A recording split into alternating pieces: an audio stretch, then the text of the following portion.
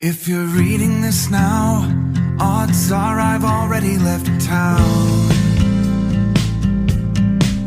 A few cities in between, the new skyline where I'm looking down.